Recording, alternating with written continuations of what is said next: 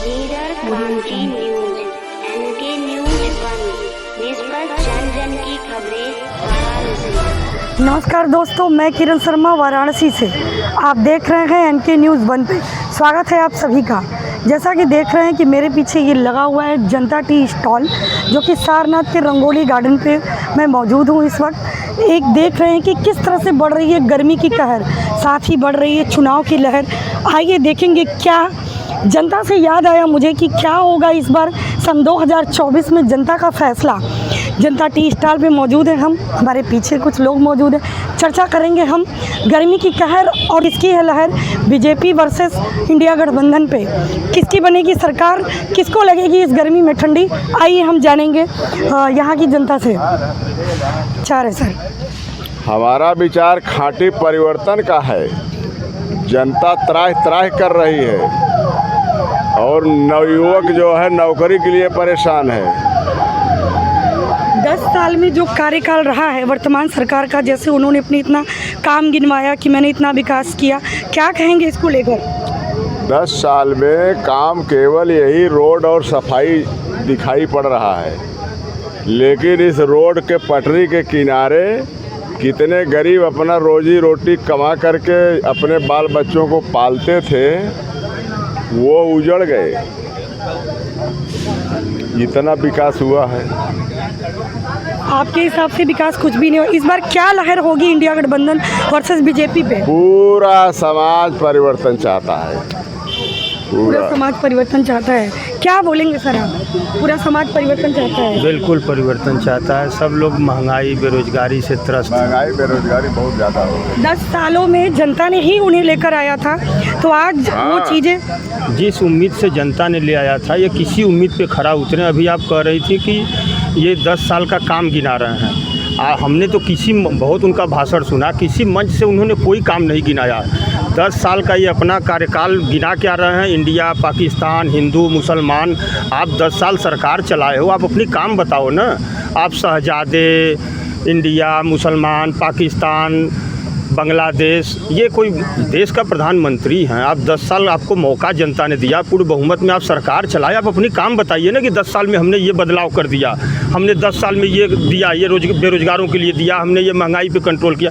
आप महंगाई के लिए बात लेकर आए थे, आप बेरोजगारी की बात 2 करोड़ की नौकरी को लेकर आए थे, आप काशी को क्योटो बनाने की बात लेकर आए थे। क्या लगता है आपकी काशी क्योटो नहीं बनी? आपको दिख रहा है कहीं क्योटो का नज़ारा दिख रहा है? काशी को क्योटो बनाने के नाम पे भी भ्रष्टाचार हुआ है। यहाँ के सभासदों को जापान घुमाने ले जाया गया कि चलो जापान का क्योटो देख के आओ, उसी तर्ज पे डेवलप होगा। वो जापान का खर्च जो किया गया उस पर भ्रष्टाचार हुआ। क्योटो के नाम पर भ्रष्टाचार किया गया। यहाँ पे कोई क्योटो नहीं बना है, उसी वही काशी है, बल्कि काशी के कुछ पुरातन को तोड़ दिया गया। जिस पुरातन को देखने के लिए विश्व के लोग आते थे, जिस धरोहर को काशी को देखने आते थे, उसको तोड़ करके यहाँ माल और मल्टी लेवल बना दिया गया काशी को। काशी मल्टी लेवल नहीं है। काशी के दिमाग में आते ही लोगों के काशी का नाम ज्यों ही आ जाता है पूरे भारत में, तो उनके दिमाग में पुरातन आती थी।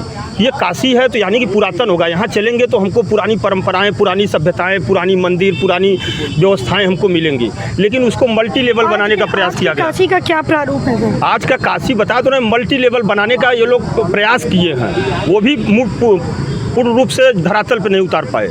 मल्टी लेवल बनाने के लिए काशी पुरातन है। काशी का इतिहास महाभारत में पाया जाता है, रामायण में पाया जाता है। उस महाभारत और रामायण के काशी को ख़त्म कर चुके हैं। अपना परिचय बताएं सर। हमारा नाम BS यादव है जी। आप किस क्षेत्र से हैं सर? सारनाथ से हैं या कहीं और? सारनाथ से हैं। तो आपके क्षेत्र में क्या कुछ विकास देखने को मिला है? कुछ हमारे यहाँ कोई विकास देखने को नहीं मिला है। सिर्फ यहीं देखने को मिला है बेरोजगारी मिली है, भ्रष्टाचार मिला है और गरीब मारे घूम रहे हैं। जहाँ सिलेंडर 400 रुपये का था वहाँ 1100 का हो गया। कितना महंगाई बढ़ाएंगे? बेरोजगार घूम रहे हैं मारे, रोज़ पेपर लीक हो रहा है। कोई तो फ़ायदा मिलना चाहिए।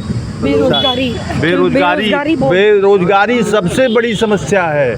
किसान नौजवान मारे सड़क पर घूम रहे हैं, जो बेचारे 5-5 साल 10-10 साल इंतज़ार करके सोच रहे हैं कि हमको परीक्षा देना है, वो जो है जब पेपर दे रहे हैं तो लीक हो जा रहा है। 400 रुपये, 1000 रुपये का फार्म भर रहे हैं। कितना पैसा गवर्नमेंट के पास जा रहा है? क्या मिल रहा है लड़कों को? आप बताइए, आप ही बताइए, लड़कों को क्या मिल रहा है? जो 1,000 रुपया जिस माँ बाप ने मजदूरी करके फार्म भरा है और उसका पेपर लीक हो जाए, कोई नौकरी एक तो बता दीजिए। तो बेरोजगारी हो गई, महंगाई हो गई कि महंगाई और बेरोजगारी 10 सालों में बिल्कुल भी कम नहीं है। जो बोलते हैं कि जुमले, शायद इन्हें लग रहा है कि मतलब जुमले पे क्या कहेंगे प्रधानमंत्री जो बोलते हैं कि जुमले? प्रधानमंत्री जी का जुमला तो यही है, मंदिर मस्जिद हिंदुस्तान पाकिस्तान, वो और क्या ये बोल रहे हैं आज, जो वो मोजरा, ये प्रधानमंत्री की भाषा है। आज तक हिंदुस्तान में कोई प्रधानमंत्री इतना गिरा हुआ भाषण नहीं दिया था। पहले झूठ बोलने वाला आया वही। भैया बोलिए। मेरा नाम डॉक्टर प्रशांत सिंह है। हाँ, और मैं यहीं पे हूँ, डॉक्टर हूँ। ठीक है जी।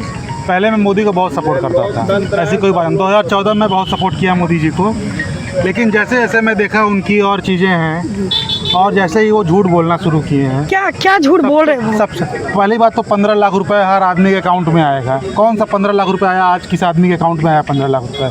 आप ये बताइए पहले हैं। जैसे उन्होंने झूठ बोला, और जो हमारे नेता हैं उनको आपने बोला, क्या कहते हैं कि शहजादे हैं। वो क्या शहजादे हैं बताइए पहले? अगर वो खड़े हैं अपने लिए, नौजवानों के लिए खड़े हैं, तो शहजादे हैं? ऐसा कुछ नहीं है। ठीक है, हम लोग क्या कहते हैं सिर्फ सपोर्ट कर रहे हैं, अखिलेश यादव सपोर्ट करेंगे। मेरा नाम डॉक्टर प्रशांत सिंह है। इंडिया गठबंधन के लिए लेकर क्या कहेंगे आप? इंडिया गठबंधन के लिए देखिए, हमारे लिए अजय राय जो हैं बहुत मजबूत नेता हैं, लोकल नेता हैं, उनके लिए मैं बहुत पूरा सपोर्ट करूंगा। और मैं किसी के लिए सपोर्ट नहीं करूंगा, सिर्फ अजय राय। क्योंकि अजय राय देखिए हमारे जमीन नेता है, ज़मीन स्तर के हैं। मेरा घर पिंडरा विधानसभा में है। जो उन्होंने 15 साल 20 साल में काम किया और जो हमारे लिए खड़े रहे हैं, वो किसी के लिए नहीं। वो कोई भी विधायक हो चाहे सांसद हो, कभी नहीं खड़ा। आपके हिसाब से कहने का मतलब ये है कि वो ज़मीनी नेता है और ज़मीनी तौर पे आपकी परेशानियों को समझते हैं? जी, हमारे परेशानी को समझते हैं। प्रधानमंत्री जी नहीं समझे, केवल जुमलेबाजी। एक चीज़ ये बताइए, आज तक हम लोगों ने रेल मंत्री को जाना कांग्रेस सरकार में, रक्षा मंत्री कौन है सब लोगों ने जाना है। लेकिन आज क्या है कि सिर्फ कोई भी अगर उद्घाटन करना है और तो वो इतना गरीब है कि अगर हम उसको पैसा नहीं देते तो शायद वो आज तक जी नहीं पाता, खा नहीं पाता। ये कह रहा है। और हम उससे अगर तुलना कर रहे हैं तो देश की पब्लिक को गुमराह। अग्निवीर पे आपने कहा, तो भारत सरकार ने जो रेगुलर भर्ती है उस पर तो कोई बैन नहीं लगाया है। तो अग्निवीर क्या एक योजना है, वो भर्ती तो चली रही है जो परमानेंट भर्ती है। तो आप अग्निवीर पे क्यों फोकस कर रहे हैं? आपके अंदर अगर विल पावर है तो आप जो परमानेंट भर्ती है उसमें हो जाइए, सैनिक बनिए। है हर साल होती है, कोई भर्ती नहीं है। मेरा नाम है डॉक्टर विशाल चंद्रा, सोनभद्र से हूँ।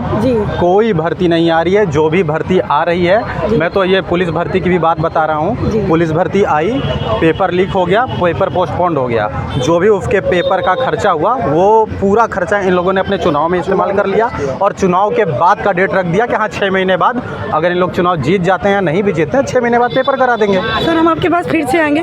पर्चे लीक होने का क्या कारण है सर? बार बार ये होता है जिससे युवा इतनी परेशान। देखिए मैडम, हम बता दें, भ्रष्टाचारी जो भी कुछ 1-2% बचे हैं। मैं ये नहीं कहता कि मोदी सरकार में 100% भ्रष्टाचार खत्म हो गया। हाँ, 1-2% बचे हैं जो कि कांग्रेस माइंड के हैं। हाँ, चूँकि वो कांग्रेस सरकार के हैं और कांग्रेस सरकार के समर्थन में है। तो मुझे जहाँ तक कि लगता है कि ये जो हमारी अपोजिशन की पार्टी है, उन्हीं के कुछ कार्यकर्ता हैं जो कि एजेंट के रूप में भारतीय सरकार में हर जगह पे काम कर रहे हैं, और वही लोग जो है पर्चा लीक करा रहे हैं और हमारे सरकार को इसमें बदनाम करने की कोशिश कर रहे हैं। और लेकिन हाँ, जब मैं सभी लोगों को आश्वस्त करता हूँ कि जो भी भर्तियाँ हैं सब पे जांच चल रही है और उनको एकदम कठोर उनके ऊपर कार्रवाई होनी है।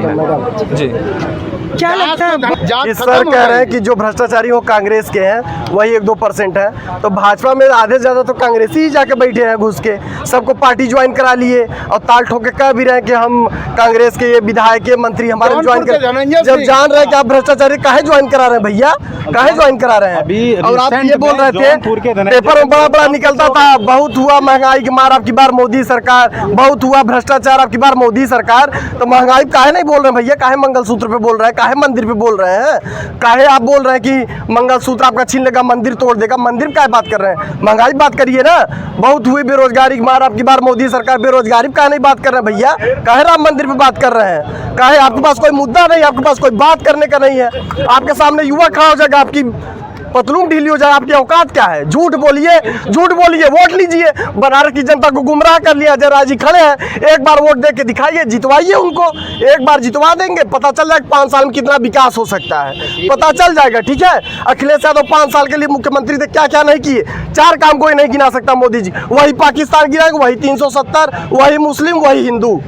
हिंदू मुस्लिम पे क्या कहेंगे सर? जी मैम, मैं बता दूं कि हम सभी जितने हिंदू भाई हैं, हमको गर्व होना चाहिए कि जब से भारतीय जनता पार्टी मोदी जी की सरकार आई है, सभी हिंदू अपने आप को जानने लगे। मैं बता दूं, ये जो हमारे भाई लोग भी बोल रहे थे जो कि कांग्रेस और सपा से संबंधित है, इन लोगों को सोचना चाहिए अपने आप पे कि भारत एक हिंदू राष्ट्र है और इस हिंदू राष्ट्र में रामलला जो है कई साल टेंट में बिता दिए। भारत हिंदू राष्ट्र नहीं, भारत धर्मनिरपेक्ष राष्ट्र है। इसमें सभी धर्मों के रहने का सबको संविधान ने हक दिया है। यही है कि लोग संविधान खत्म करना चाहते हैं। ये लोग ये बताना चाहते हैं कि हिंदुस्तान हिंदुओं का है। हिंदुओं का नहीं है, ये धर्मनिरपेक्ष राष्ट्र है। इसमें सभी धर्मों के लोगों को रहने का, सबको रहने का हक है। यहाँ सब भाईचारे से रहे, सब अच्छे से रहे, कोई दिक्कत नहीं है। लेकिन हिंदू मुस्लिम क्योंकि इनको वोट की राजनीति करना है, इनको सिर्फ राजनीति करना है।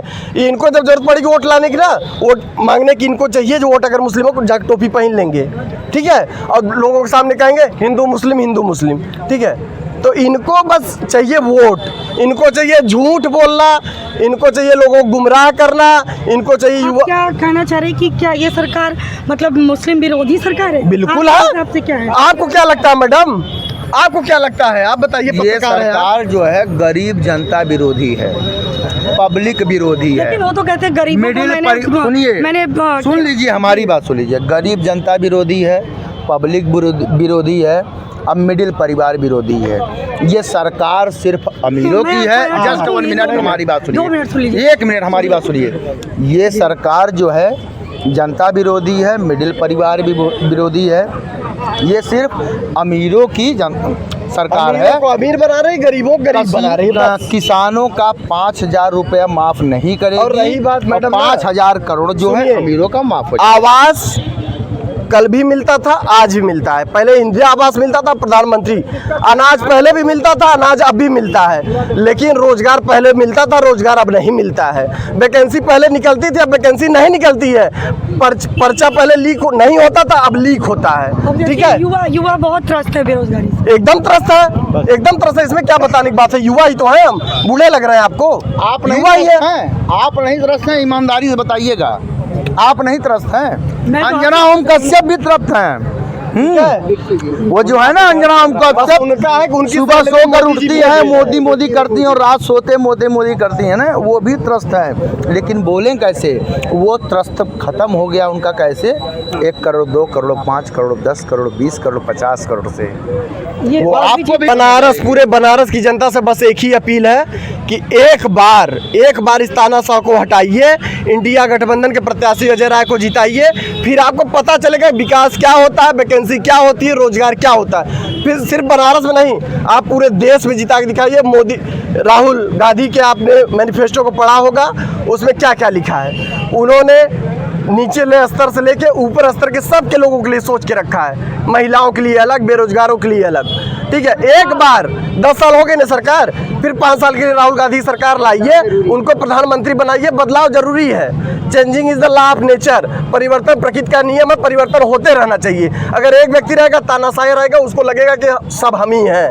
और मोदी जी यही सोच रहे हैं, उनको कहीं भी रैली करना मोदी जी है, कहीं भी जाना है मोदी जी। उनके पार्टी कोई नेता ही नहीं है, कोई नहीं है, बस वही है। ठीक है, तो बस बनारस की जनता, पूरे देश की जनता से बस यही एक अपील करना चाहता हूँ कि एक बार गठबंधन की सरकार को जिताइए। आप लोगों को पता चलेगा कि विकास क्या होता है, रोजगार क्या होता है, महंगाई कैसे कम होती है, सब पता चल जाएगा। धन्यवाद।